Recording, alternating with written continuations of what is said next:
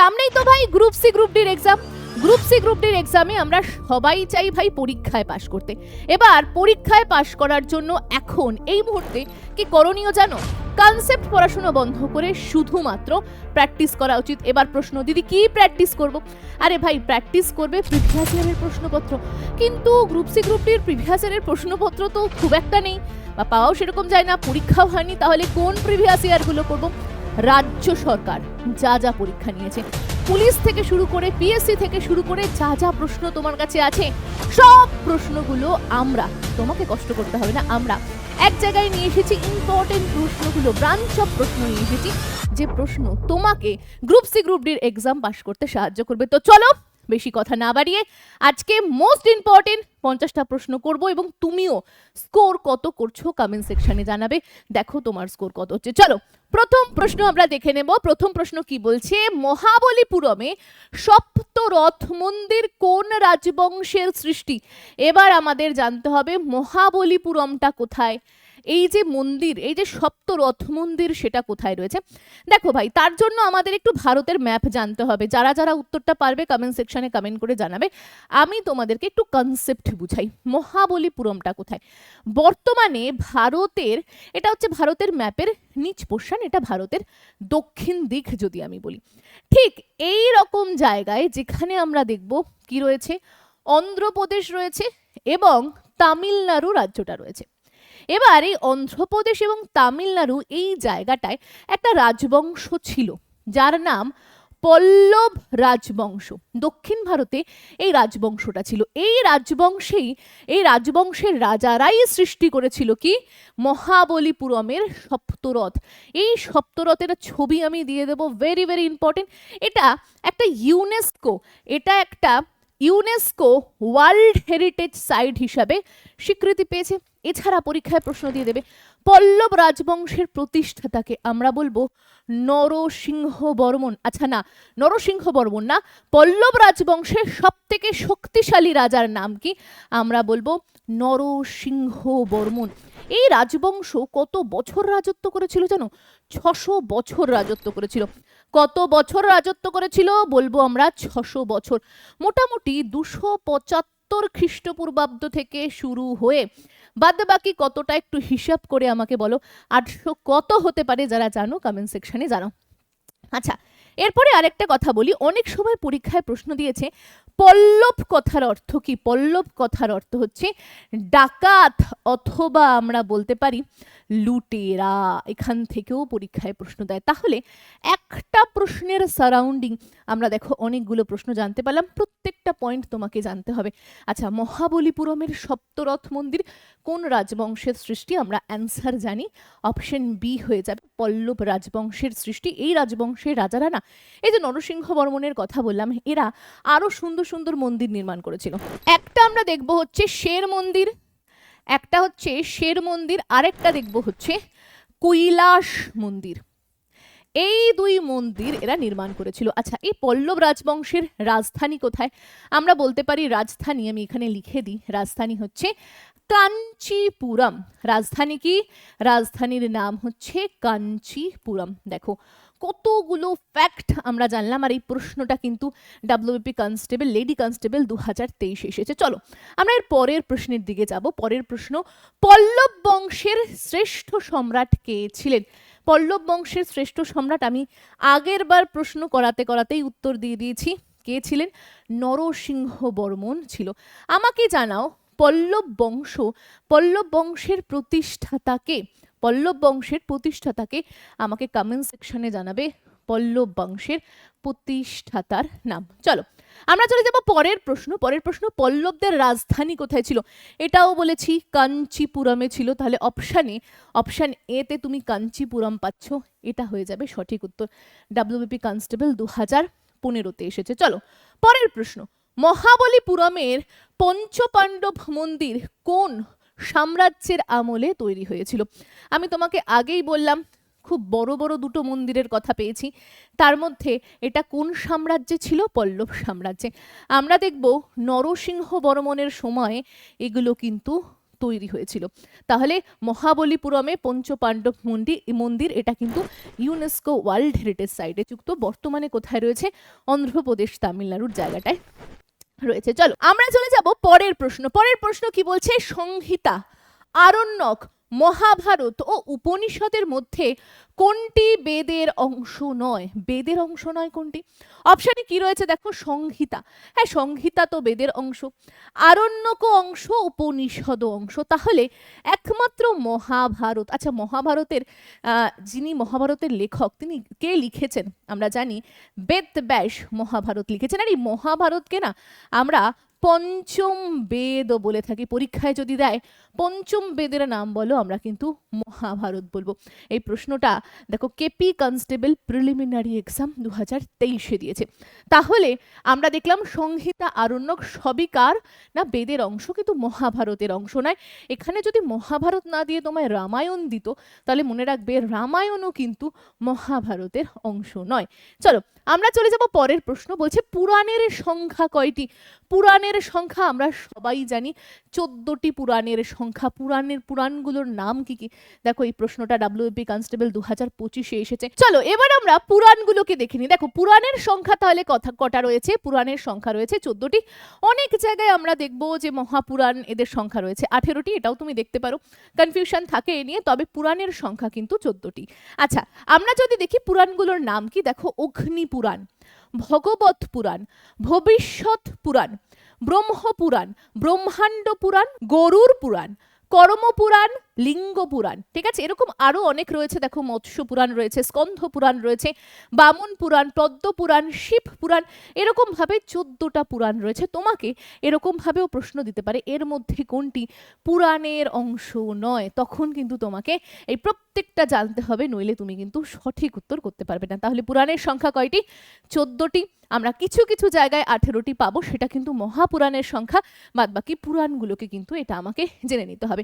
আচ্ছা এরপরে তোমাদের জন্য একটা ছোট্ট ইনফরমেশন। যারা সরকারি চাকরির জন্য প্রিপারেশন নিচ্ছ, মূলত গ্রুপ সি গ্রুপ ডির পরীক্ষার জন্য প্রিপারেশন নিচ্ছ, এছাড়া রাজ্যের সমস্ত এক্সাম দিতে চাও, তাদেরকে বলি দেখো শুধু রাজ্যের পরীক্ষা দিয়ে হবে না, কেন্দ্রের রেলেরও প্রচুর ভ্যাকান্সি আছে, আমরা এসএসসিরও প্রচুর ভ্যাকান্সি দেখবো 2026-এ। রেল এবং এসএসসি দুজনই 1 লাখ 2 লাখ ভ্যাকান্সি দেবে, আর রাজ্য সরকারও তো প্রচুর ভ্যাকান্সি বার করবে। তো তোমরা যারা সরকারি চাকরি পেতে চাও ভাই এখন থেকে তৈরি হয়ে যাও, কারণ প্রচুর ছাত্রছাত্রী আগে থেকে তৈরি থাকছে, যার কারণ সেই সময় গিয়ে হুড়োহুড়ি মারামারি না লাগে, সেই সময় গিয়ে পুরো প্রিপারেশন নিয়ে রেডি থাকতে পারে। এরপরে তোমরা বলবে যে ম্যাডাম প্রিপারেশন তাহলে কোথায় নেব, কোন বই পড়বো? দেখো আমি বলি এখনকার দিনে না মানুষ বই পড়ে ওই বুঝতে বুঝতে অনেকটা সময় কেটে যায়। তাই বলবো তুমি আমাদের ইওর স্টাডি অ্যাপটাকে ডাউনলোড করো, সেখানে আমাদের কোর্স রয়েছে। তুমি যে চাকরির জন্য প্রিপারেশন নিতে চাও, দেখো রেল চাইলে রেল, এসএসসি চাইলে এসএসসি, পুলিশ চাইলে পুলিশ, যে কোনো চাকরির জন্য প্রিপারেশন নিতে চাইলে কোর্সে যুক্ত হও, বাড়ি বসে পড়াশুনো করো। তোমাকে অভিজ্ঞ শিক্ষকেরা খুব সুন্দরভাবে বেসিক থেকে অ্যাডভান্স অবধি তোমাকে শিখিয়ে দেবে এবং তোমাকে সরকারি চাকরি পাওয়ার জন্য তৈরি করে দেবে। এবার মনে মনে ভাবছো কিরকম পড়ায় না জেনে কিভাবে ভর্তি হব? দেখো ইউটিউবে প্রচুর ভিডিও রয়েছে, তুমি চলে যাও প্লেলিস্টে, সেখানে আমার হিস্ট্রির ফোল্ডার, স্ট্যাটিকের ফোল্ডার, জিওগ্রাফির ফোল্ডার, প্রত্যেকটা ক্লাসের ফোল্ডার রয়েছে, দেখো দেখে বুঝতে পারবে কিরকম ধরনের পড়ানো হয়। আর তোমাকে আমি এটুকু বলছি প্রচুর ছাত্রছাত্রী চাকরি পাচ্ছে, আমি যারা যারা চাকরি পেয়েছে তাদের মন্তব্য দিয়ে দেবো, পারলে দেখে নিও, তারাও কিন্তু পড়াশুনো করে চাকরি নিয়েছে। তো সুতরাং তুমি যদি পিছিয়ে থাকো ভাই তাহলে কিন্তু এই বছর 2026-এ কিন্তু একটা চাকরি নিতে পারবে না। তো এখন থেকে তৈরি হও, বাড়ি বসে পড়াশুনো করো। জিকে ক্লাস তো আমি করতাম, অনেক সাপোর্ট পেয়েছি, আচ্ছা সেই জন্য আজ এই জায়গায় আসতে একদম পেরেছি। কম্পিটিটিভ লাইনে এসছো কি ইও স্টাডির হাত ধরেই নাকি আগে নিজে পড়াশোনা করতে বা কোথাও পড়তে? না স্যার, আমি ইউস্টারি হাত ধরেই গ্রাজুয়েশন করতাম, তো তারপরে আপনাদের ক্লাস থেকে করে আমি তো বলবো স্যারকে একবার ফলো করে দেখো, মানে বিশ্বাস করাচ্ছি যে যদি জিরো হয়ে থাকো না তুমি অবশ্যই সেটা একটা তোমার মানে নিজের প্রতি একটা কনফিডেন্স বেড়ে যাবে যে আমি পারবো। কিসে হলো মিন্টু তোমার? আমার স্যার সিআরপিএফ এ হয়েছে। তুমি আমাদের ছাত্রদের ম্যাডামের সাথে- অতসী ম্যাডামের যে ট্রিক্স ওইটা এতটা পরিমাণে আমার কাজে লেগেছে আপনাকে বলে বোঝাতে পারবো না। ওই ট্রিক্স এর অতসী কারণে ম্যাডামের যে আমি অনেক ট্রিক্সের জিনিস- ছলে তোমাদেরকে হিস্ট্রি জিওগ্রাফি গুলো হ্যাঁ। বোঝায়, স্ট্যাটিক বোঝায়, সেগুলো হেল্প হয়েছে মানে অনেকটা। ওই যে জিওগ্রাফি যে ম্যাপটা না মানে চোখে ভাসছে, ম্যাডাম এমন করে বলছে ইটাই নগর, এর ইটে হেঁটে থ্যাংক ইউ হেঁটে থ্যাংক ইউ। তো ইটে হেঁটে হেঁটে যাচ্ছি ইটাই নগর, তারপরে কি বলতো মণিপুরের মণি তারাই পায়, এরকম করে ম্যাডাম বলে বলে মানে বলে শর্ট বলে টেক্সট গুলো আমাদের এখনো মনে আছে। কিসে হলো? CRPF, CRPF. আচ্ছা, এটাই ফার্স্ট অ্যাটেম্প ছিল। ফার্স্ট অ্যাটেম্পটেই চাকরি। হ্যাঁ স্যার, হ্যাঁ ডাব্লিউবি তো হয়ে গেছে। ডব্লিউবিপিও পাস, জিডিও পাস, জিডির ফাইনাল সিলেকশন হয়ে গেছে, এবার ডব্লিউবিপির পালা। আশা করছি কেপিও পাস করে যাবে। না স্যার, 3টে পাস হয়েছে, কলকাতা পুলিশে 4টে হবে, অগ্নিবীরও পাস করেছিলাম। ও আচ্ছা, যাইনি রানে। অগ্নিবীরও পাস করেছো। এখন কত, 19 বছর? 6 মাস। গ্রেট। 19 বছর 6 মাসে রাহুল আমাদের চাকরি পেয়েছে। এবং সব থেকে বড় জিনিস, তুমি উচ্চ মাধ্যমিকের পরেই পড়াশোনা শুরু করেছিলে। কিসে হলো রাহুল? স্যার বিএসএফ হলো। আচ্ছা, কোর্সের সুবিধাগুলো দিয়ে দিলাম। এই সুযোগ হাতছাড়াটা করো না, তার কারণ এত ভ্যাকান্সি কিন্তু আর আসবে না। ঠিক আছে, প্রতি বছর আর এত ভ্যাকান্সি আসে না, এবছর ভোট তো প্রচুর ভ্যাকান্সি আসবে। আর তার থেকেও একটা বড় জিনিস, তোমাদের ভালোবাসায় আমাদের চ্যানেল 2 মিলিয়ন হয়েছে, ওয়েস্ট বেঙ্গলের নাম্বার 1 প্ল্যাটফর্ম, যেখান থেকে ছাত্রছাত্রীরা সব থেকে বেশি পরিমাণে চাকরি পাচ্ছে। প্রতিনিয়ত ইন্টারভিউ দেখতে পাচ্ছ, শর্টসে যাচ্ছে। তো আমরা এখন অফার দিচ্ছি, এই কল নাম্বারে ফোন করো। ফোন করলে তুমি কোর্সে যুক্ত হতে পারবে, বাড়ি বসে পড়তে পারবে, এবং সেটা অবশ্যই স্বল্প মূল্যে। যারা যারা যুক্ত হতে চাও অবশ্যই যুক্ত হয়ে যাও। চলো আমরা পরের প্রশ্নে যাব। পরের প্রশ্ন হচ্ছে, বেদে বর্ণিত 4টি আশ্রম ক্রম অনুসারে সাজালে ক্রমটি কোনটা হবে, বা কোন ক্রমটি সঠিক জানতে চেয়েছে। দেখো, এটা লেডি কনস্টেবলে আসা একটি প্রশ্ন, তোমাদেরকেও দিয়ে দিতে পারে গ্রুপ সি গ্রুপ ডির জন্য। দেখো, অপশান তুমি যদি খুব ভালো করে দেখো, যেখানেই ব্রহ্মচর্য পাবে সেই অপশান দুটোকে তুমি নিয়ে নেবে। ব্রহ্মচর্য কথার মানে জানো কি? মানে হচ্ছে গুরু গৃহে ছাত্রছাত্রীরা যখন পড়াশুনো করতো তাকে বলা হয় ব্রহ্মচর্য। তারপরে কি দেখো, গ্রাহস্থ। গ্রাহস্থ মানে কি? সংসার জীবন। সংসার জীবনে মানুষ আবদ্ধ থাকে, তাকে গ্রাহস্থ বলে। আগেকার দিনে মানুষ প্রথমে ব্রহ্মচর্য পালন করতো। ছোট ছোট শিশুদের শিক্ষকের বা গুরু গৃহে দিয়ে আসা হতো, তারা সেখানেই থাকতো। 18 বছর অবধি, 14 বছর অবধি পড়াশুনো করতো, সেখানে শিক্ষা লাভ করে তারপরে তারা বাড়ি আসতো। বাড়ি এসে তারা গৃহস্থ জীবন পালন করতো, যাকে গ্রাহস্থ বলা হচ্ছে। বিয়ে করতো, সংসার ধর্ম পালন করতো। তারপরে একটা সময় পর তারা বনে চলে যেত, তাকে বলা হয় বানপ্রস্থ। দেখো, অপশন 2টা, অপশন বিটা আমার ঠিক বলে মনে হচ্ছে, তারা বনে চলে যেত। তারপরে বনে ঘুরে ঠুরে তারা লাস্ট জীবন এবং শেষের জীবন সন্ন্যাস ধর্ম পালন করত। তাহলে লাস্ট অপশন সন্ন্যাস, আমার মনে হচ্ছে যে এই option beta is a right answer. তাহলে ব্রহ্মচর্য, গ্রাহস্থ, বানপ্রস্থ, সন্ন্যাস, এই 4টেই হচ্ছে সঠিক। এইভাবেই বেদে বর্ণিত রয়েছে মানুষের জীবনযাত্রার কথা। চলো আমরা চলে যাব পরের প্রশ্নে। পরের প্রশ্ন কি বলছে, সিন্ধু সভ্যতার উল্লেখযোগ্য বন্দর কোনটি ছিল? সিন্ধু সভ্যতা, যেই সময় পুরো বিশ্বের কোনো মানুষ, কোথাও সিভিলাইজেশন সেভাবে দেখা যেত না, কোথাও শহরীকরণ সেভাবে দেখা যেত না, সেই সময়, যে সময় লোহার ব্যবহার শুরু হয়নি, একেবারে ঠিক শুনেছ, কিসের ব্যবহার? লোহার ব্যবহারও মানুষ জানতো না। সেই সময় ভারতের কোন দিকে, আমি যদি এখানে ছোট্ট করে একটা ভারতের ম্যাপ আঁকি, এই যে জায়গাটা ভারতের, আমরা দেখব ঠিক এই জায়গাটায় সিন্ধু নদী রয়েছে। এই সিন্ধু নদীটাকে ঘিরে একটি সভ্যতা গড়ে উঠেছিল, তাকে বলবো সিন্ধু সভ্যতা, যা মূলত 3টি দেশে কি ছিল, ছড়িয়েছিল। দেশের নাম কি? এক হচ্ছে পাকিস্তান, এক হচ্ছে ভারত, আর আরেক হচ্ছে কি আফগানিস্তান। এই 3টে দেশ জুড়ে আমরা দেখব সিন্ধু সভ্যতা বিস্তার লাভ করেছিল। সেই সময় মানুষ লোহার ব্যবহার জানতো না, মানুষ তামার ব্যবহার করত। তামার সাথে টিন মিশিয়ে মানুষ সেই সময় ব্রোঞ্জ নির্মাণ করেছিল। মানুষ সেই সময় ব্রোঞ্জ নির্মাণ করেছিল। সেই সময় মানুষ এত সুন্দর পরিকাঠামো, মানে এখন যেরকম আমরা নগর কেন্দ্রিক পরিকল্পনা করছি, তখনও ঠিক সেরকম নগর কেন্দ্রিক পরিকল্পনা ছিল। ভাবো প্রশ্নটা কি দিয়েছে, বন্দর কোনটি ছিল? বন্দর মানে বুঝতে পারছো, যেখানে জাহাজ যাতায়াত করে। তুমি ভাবো, ভারতের, এটা হচ্ছে ভারত এটা হচ্ছে বঙ্গোপসাগর, এটা হচ্ছে আরব সাগর, আর এটা হচ্ছে ভারত মহাসাগর। এবার এই রকম জায়গা থেকে আমরা দেখব জাহাজগুলো এসে যাতায়াত করত। তো জাহাজগুলো এই জায়গায় যেহেতু আসতো, এখানে একটা জায়গা আছে যার নাম হচ্ছে লোথাল, যেটা গুজরাটে অবস্থান করত। সেখানে বন্দরের চিহ্ন পাওয়া গেছে, মানে মানুষ ব্যবসা বাণিজ্য করত। কোন জায়গার মানুষের সাথে ব্যবসা বাণিজ্য করত? সেই সময় আমরা দেখব সভ্যতা ছিল মেসোপটেমিয়ার সভ্যতা। স্টার মেরে লেখো তো খাতায়, মেসোপটেমিয়া। সেই সময় 4টে সভ্যতার নিদর্শন আমরা পেয়েছি। একটা হচ্ছে মেসোপটেমিয়া। মেসোপটেমিয়ার সভ্যতাকে সবথেকে প্রাচীন সভ্যতা বলা হয়, আর সবথেকে বড় সভ্যতা কাকে বলা হয়? সিন্ধু সভ্যতাকে। এছাড়াও নীল নদের সভ্যতা রয়েছে। এছাড়াও সবথেকে নতুন যেটা ছিল সেটা হচ্ছে চীনী সভ্যতা। আর আমাদের ভারতে কি ছিল না? সিন্ধু সভ্যতা। এই ভারতের মানুষেরা এই যে মেসোপটেমিয়ার মানুষের সাথে ব্যবসা বাণিজ্য করত। এবার ব্যবসা বাণিজ্য করার সময় তো জাহাজ মারফত যাতায়াত করত। তো এই লোথালটাকে তারা কি করেছিল? বন্দর বানিয়েছিল। তো এই হিসাবে বা এই কনসেপ্টটা তুমি কিন্তু মনে রাখতে পারো। এই প্রত্যেকটা পয়েন্ট থেকে পরীক্ষায় প্রচুর প্রচুর প্রচুর প্রশ্ন এসেছে। সব থেকে পুরনো সভ্যতা মেসোপটেমিয়ার, আর সব থেকে প্রাচীন হচ্ছে সিন্ধু সভ্যতা। সিন্ধু সভ্যতার লিপি কিন্তু এখনো পাঠোদ্ধার করা যায়নি, কিন্তু আমরা এটা বুঝতে পারি এটা হয়তো কোনো সাংকেতিক বা চিহ্ন দিয়ে দিয়ে কি করতো, তারা লিপি লিখেছিল। প্রচুর পরিমাণে মোহর, মুদ্রা, এসব অনেক কিছু পাওয়া গেছে, কিন্তু আমরা তার লিপি উদ্ধার করতে পারিনি। মেসোপটেমিয়া, নীলনদ, চীনী সভ্যতার লিপি বা পাঠ উদ্ধার কিন্তু হয়ে গিয়েছে।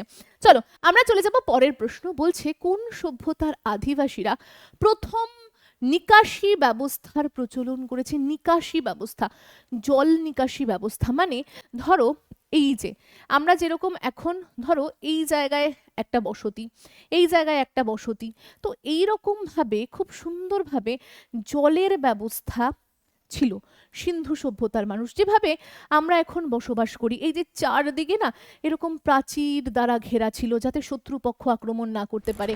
খুব সুন্দরভাবে আমরা স্নানাগার দেখতে পারি, বিশাল বড় স্নানাগার দেখতে পাই, মহেঞ্জোদারোতে দেখতে পাই। আর মহেঞ্জোদারোকে কি বলা হয় জানো? মৃতের স্তূপ। মৃতের স্তূপ বলা হয় মহেঞ্জোদারোকে। প্রচুরবার পরীক্ষায় প্রশ্ন এসেছে। তো এইরকম ভাবে ড্রেন তৈরি করা হতো যেখান থেকে জল যেত, এবং ড্রেনগুলোর উপরেও আমরা দেখব কি ম্যানহোল, আমরা যেটাকে দেখি এই ড্রেনগুলো ঢাকা থাকতো যাতে পয় পরিষ্কারের ব্যবস্থা খুব ভালোভাবে করা যায়। আমরা যেমন এখন বাড়ি দেখে ঠিক সেরকম বাড়ি ছিল, ইটের আকার ছিল, ইটের পরিমাপ ছিল। আর এছাড়া আমরা দেখব এই সময় মানুষেরা যারা দেখা যায় যারা বেশি বড় লোক ছিল তারা উপরের তলায় মানে উপরের অংশে অনেক উঁচু অংশে, তারপরে মিডিলে মধ্যবিত্তরা এবং শেষের দিকে নিম্ন মধ্যবিত্তরা বসবাস করত বলে মনে করা হয়। তাহলে উত্তরটা কি হবে? উত্তর হবে সিন্ধু সভ্যতা ইজ এ রাইট অ্যান্সার। চলো আমরা পরের প্রশ্নে যাব। সিন্ধু সভ্যতা কে আবিষ্কার করেছেন? এখানে একটা অনেক বড় প্রশ্ন হয়।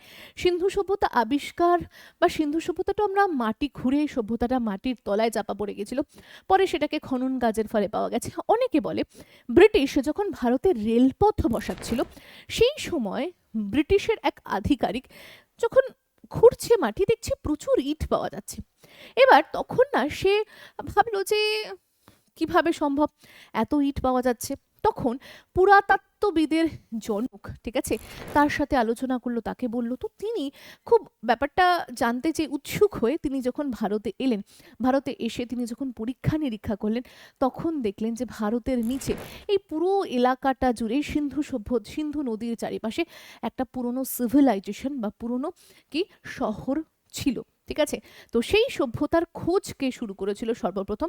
দেখো আমরা তো ভারতে বলবো দয়ারাম সাহানি করেছিল, কিন্তু ব্রিটিশের আধিকারিক এসে পারমিশন দেওয়াতে দয়ারাম সাহানি সর্বপ্রথম খোঁড়াখুড়ি শুরু করে। এদেরকে প্রত্নতত্ত্ববিদ বলা হয়, যারা মাটি খুঁড়ে সমস্ত কিছুকে পর্যবেক্ষণ করছে বা পরীক্ষা নিরীক্ষা করছে।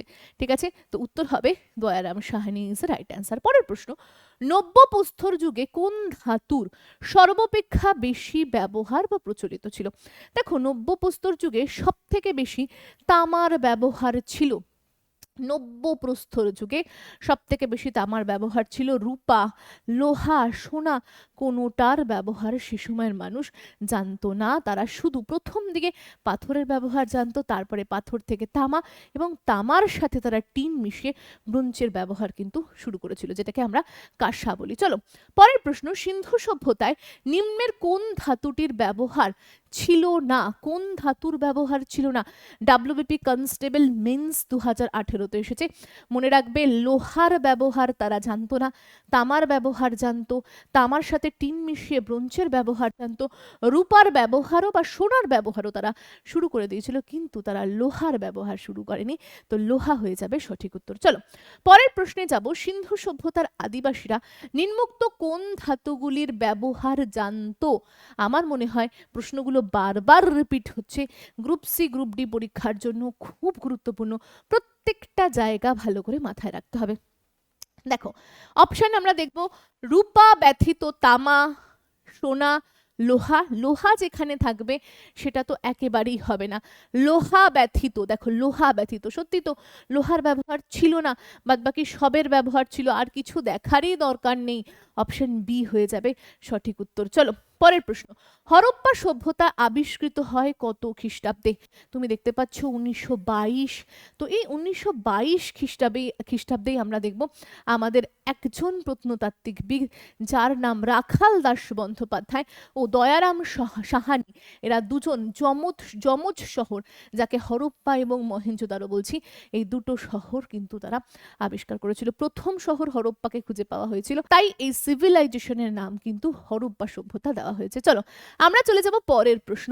অজাতশত্রু কোন মহাজনপদের অধিপতি ছিলেন? অজাতশত্রু, এখানে আমরা দেখব মগধ হয়ে যাবে সঠিক উত্তর। অজাতশত্রু কোন মহাজনপদের অধিপতি? অধিপতি মানে রাজা ছিলেন। আমরা যদি অজাতশত্রু দেখি, তিনি কার ছেলে ছিল জানো? আমরা দেখব বিম্বিসার। ঠিক আছে, বিম্বিসারের পুত্র ছিল অজাতশত্রু। বিম্বিসারকে হত্যা করে আমরা দেখব কুনিক নামে এক উপাধি নিয়ে তিনি কি করছেন? সিংহাসনে বসছেন। কোথাকার? না মগধের সিংহাসনে বসছেন। চলো আমরা চলে যাব পরের প্রশ্ন। নিম্নলিখিত কোন সম্রাট কুনিক নামে পরিচিত ছিলেন? একটু আগেই বললাম, বিম্বিসারের পুত্র অজাতশত্রু পিতাকে হত্যা করছে, ছেলে সিংহাসনে বসছে।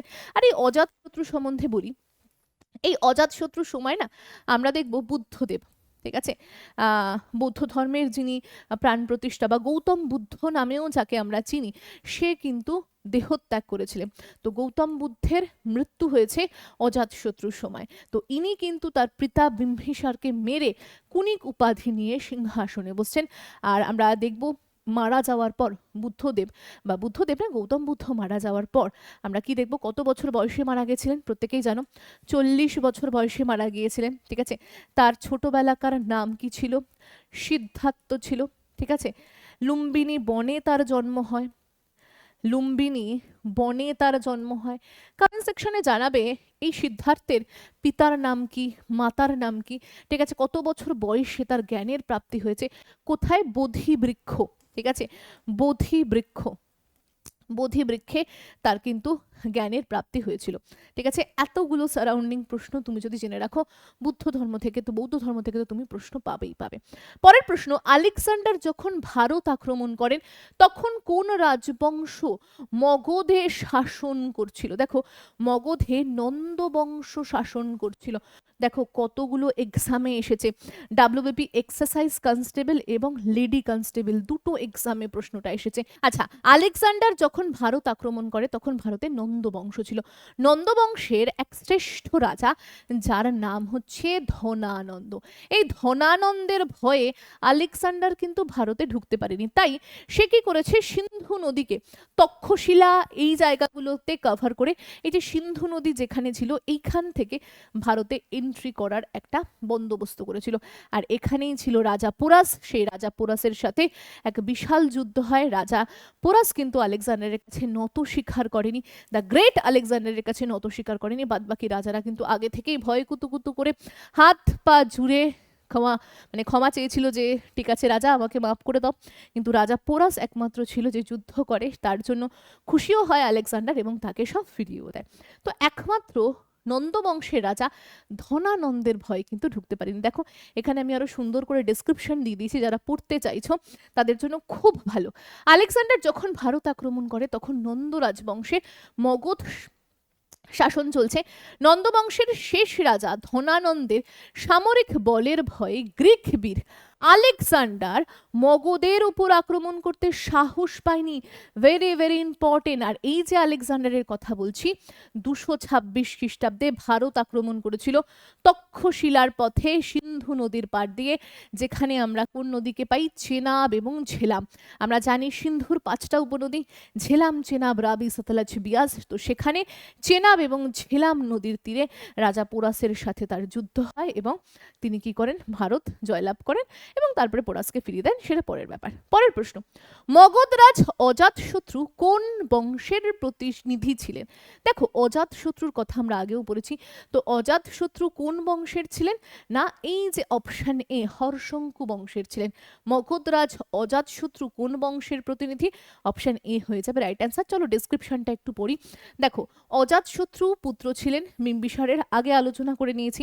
পিতাকে হত্যা করে সিংহাসনে বসেছেন, কুনিক উপাধি নিয়ে সিংহাসনে বসেছেন, এগুলো সব আমরা আগে থেকেই কিন্তু আলোচনা করে নিয়েছি।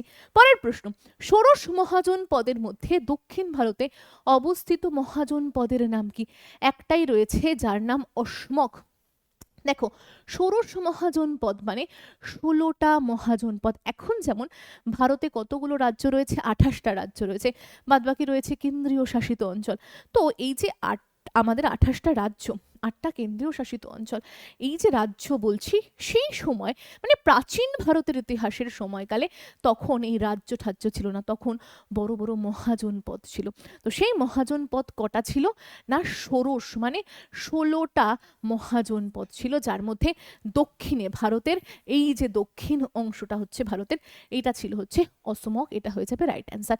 চলো আমরা চলে যাব পরের প্রশ্নে। তার আগে একটু ছোট্ট বিষয় আমরা জেনে নিই। এই যে ষোড়শ মহাজন পদ বলছি, এর মধ্যে দেখো কাশী, কুশল, অঙ্গ, মগধ, চেদি, বৎস, কুরু, পাঞ্চাল, অসমক, সুরসেন, অবন্তী, গান্ধার, কন্নজ, মৎস্য, ব্রিজি, মল্ল প্রভৃতি রাজ্যগুলো ষোড়শ মহাজন পদ নামে পরিচিত ছিল। এটাও তোমাকে জানতে হবে, ভেরি ভেরি ইম্পর্টেন্ট। পরের প্রশ্ন, বৌদ্ধ ধর্মগ্রন্থ ত্রিপিটক কোন লিপিতে লেখা? ভেরি ভেরি ইম্পর্টেন্ট, পালি লিপিতে লেখা। এই ত্রিপিটকের মধ্যে গৌতম বুদ্ধের বাণীগুলো দেওয়া আছে, কিভাবে চলা উচিত, তিনি যখন জ্ঞান লাভ করেছিলেন, সেই জ্ঞান, সেই বাণীগুলো সব ত্রিপিটকের মধ্যে লেখা রয়েছে। ঠিক আছে, আচ্ছা, ত্রিপিটকের 3টে পাঠ রয়েছে, আমরা জানি শুদ্ধ পিটক, অভিধাম পিটক, আর একটা হচ্ছে কি ধম্ম পিটক। 3টে পিটক রয়েছে।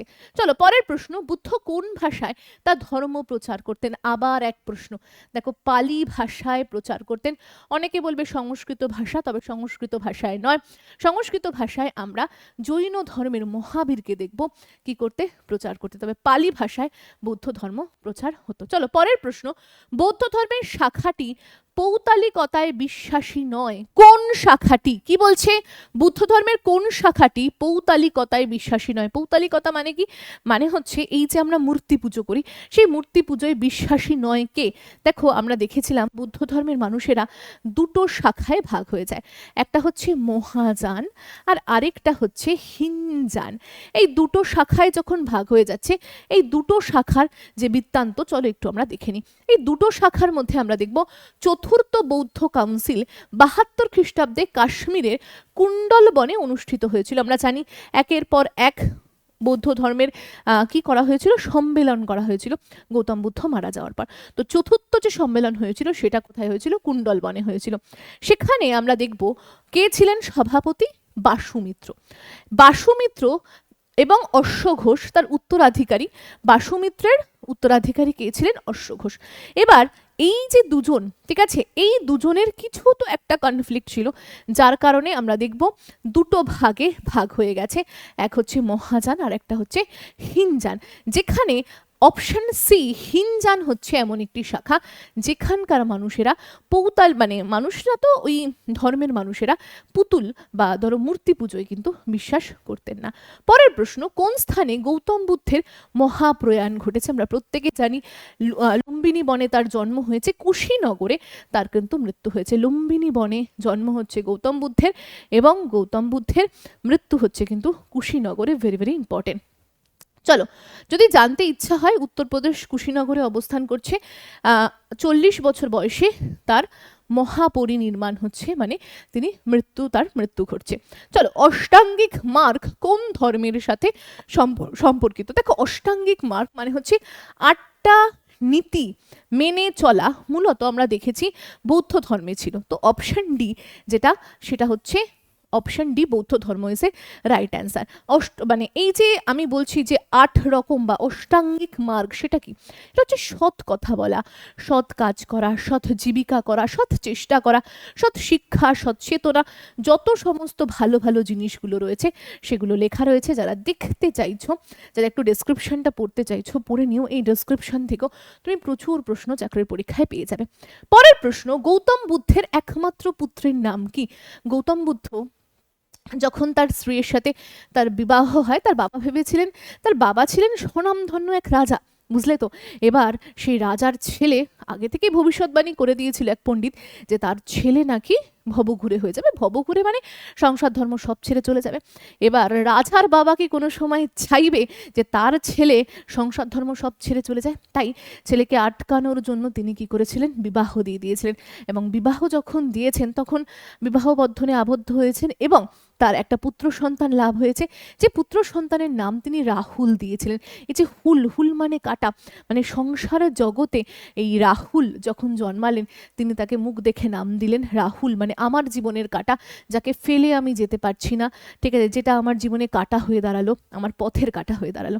তাই তার ছেলের নাম কিন্তু Rahul is a right answer. Option B হয়ে যাবে সঠিক উত্তর। তো এই ছিল আজকে আমাদের প্রশ্ন। প্রায় 50টারও বেশি প্রশ্ন তোমাকে করিয়েছি। প্রশ্ন ছাড়াও তার সারাউন্ডিং আরও অনেক কিছু পড়িয়েছি।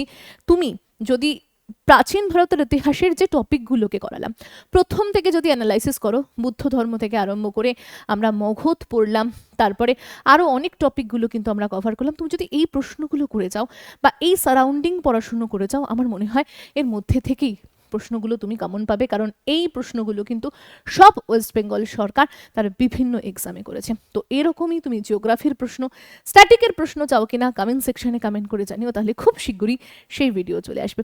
আজকের ভিডিও এখানে, দেখা হচ্ছে অন্য একটা ক্লাসে, অন্য একটা ভিডিওতে।